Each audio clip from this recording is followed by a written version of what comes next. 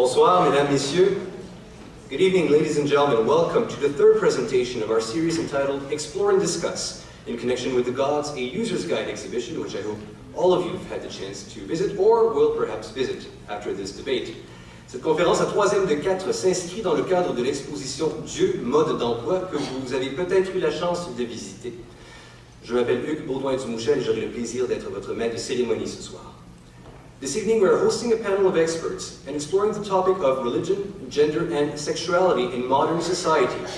Le thème de ce soir, mesdames, messieurs, est la religion, le genre et la sexualité dans la société moderne. Nous verrons comment tout cela s'arrime. Pour en discuter, nous avons fait appel à 4 spécialistes du domaine, comme à l'habitude.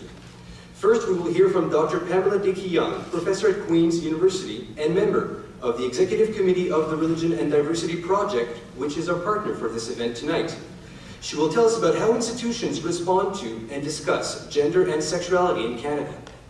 Ensuite, ce sera au tour du professeur Donald Boisvert de l'Université Concordia. Les recherches du docteur Boisvert remettront peut-être en question certaines présomptions que vous avez au sujet de l'homosexualité et de la spiritualité. Dans son allocution, il nous présentera des constats qu'il a faits suivant ses recherches au sein de l'Église anglicane. Our third presenter will be Dr. Heather Shipley. She's project manager for the Religion and Diversity Project and part-time professor at the University of Ottawa and Carleton University. Tonight, Dr. Shipley will speak about the recent proposed modifications to the sex education curriculum in Ontario. And our final panelist is Dr. Nancy Nason-Clark, professor in the Department of Sociology at the University of New Brunswick and member of the Executive Committee of the Religion and Diversity Project. Over the last decade, Dr. Nason-Clark's research has focused on the role of religion in relation to addressing domestic violence in Canada. Nous sommes très heureux, dis-je, d'accueillir ces experts pour qu'ils partagent avec nous ce soir le fruit de leurs recherches. Nous pensons que l'exposition Dieu, mode d'emploi est l'occasion toute désignée pour offrir une tribune à ces chercheurs et discuter de leurs découvertes. We are extremely happy to welcome these scholars on our stage. We believe the Gods, a User's Guide exhibition is the best platform to give a voice to experts and to have a discussion about their findings. So our evening will unfold as follows. First, we will hear up to 10 minutes from each panelist as they explain their area of expertise and their findings. Next, we will have a roundtable discussion on some key areas that our panelists have touched on. And then it's your turn, because we hope to hear from you, the audience. We have given you a card on your way in this evening. If you have a question in relation to our theme, of course, please write these questions down and pass them to your neighbor, who will in turn pass these questions on until the end of the row. Now, the people at the end of the row, now you have a job to do, because after our four panelists have spoken, well, we'll have ushers go and gather these questions. Now, our goal is to see which questions and which topics come up the most often so we can address the topics you want to hear. Après les allocutions de nos invités, qui dureront environ 10 minutes chacune, nous discuterons ensemble selon le format d'une table ronde, et puis ce sera à votre tour de poser une question en lien avec le sujet de ce soir. Question que vous aurez bien sûr écrite au préalable sur un petit papier. Alors, nous regroupons les questions et poserons celles qui semblent vous interpeller le plus. Nous allons essayer de poser autant de vos questions que nous pouvons dans l'une ou l'autre des langues officielles, donc n'hésitez pas à poser des questions en français, et je vous prie de le faire avec une écriture la plus lisible possible. So please write these questions legibly, and you can do so in both English or French. So let's get started this evening with our first presenter, Dr. Pamela Dickey. In her presentation, she will explore the matter of guidelines regarding religion, gender, and sexuality, reminding us that our biases often inform our views on these 3 topics. Please welcome Dr. Pamela Dickey. I'm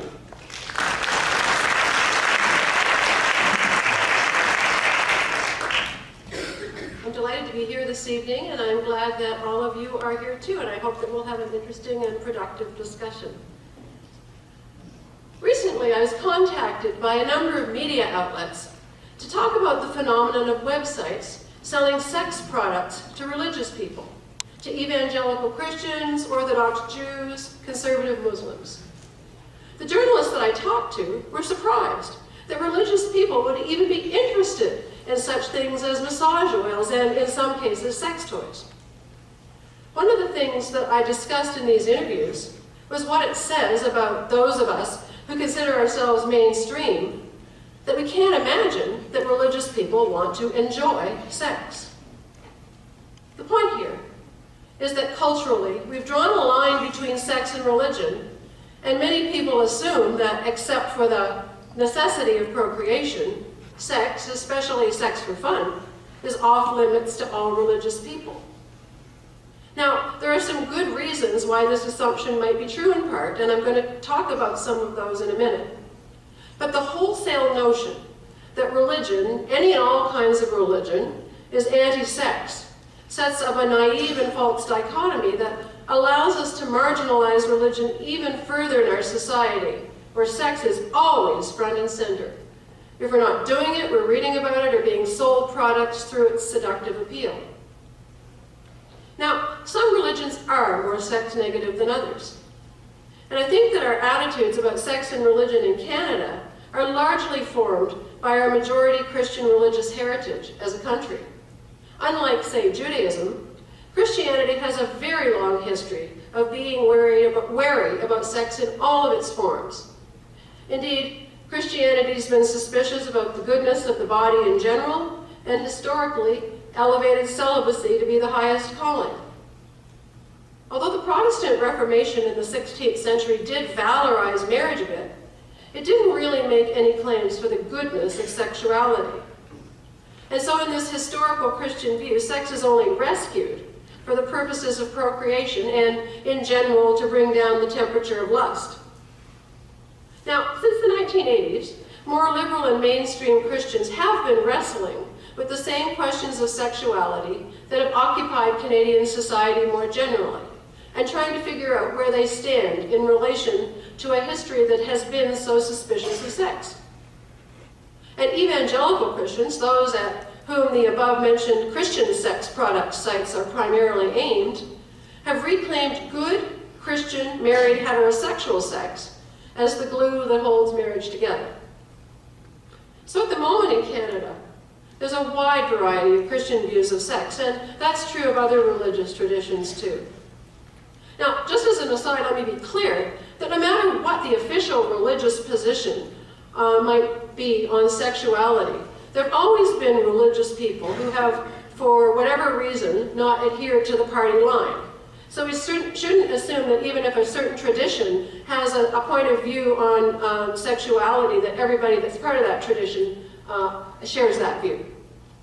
Now, when sex and religion come into the same orbit, religious groups and religious people are usually concerned that it's sex in its proper place.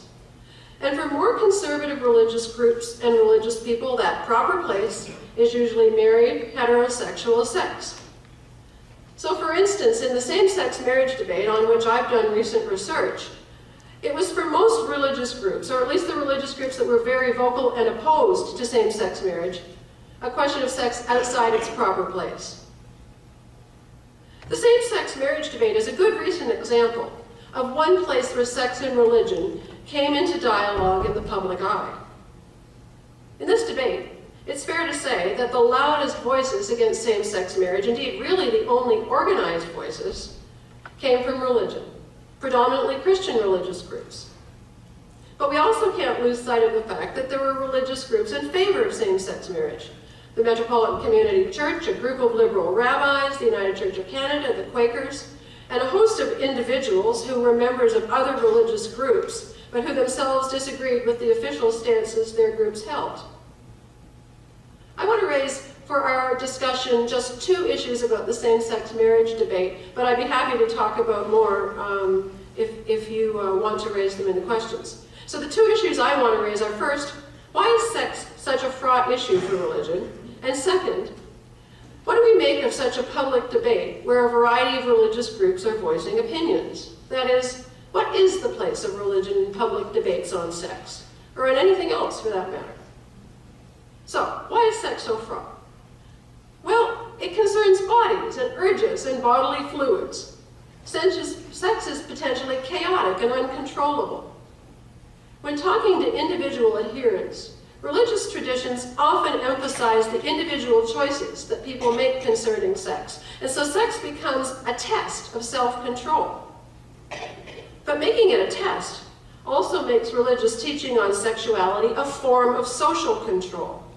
That is, if all adherents are expected to act in a certain way, then a supposedly desirable form of social society would prevail.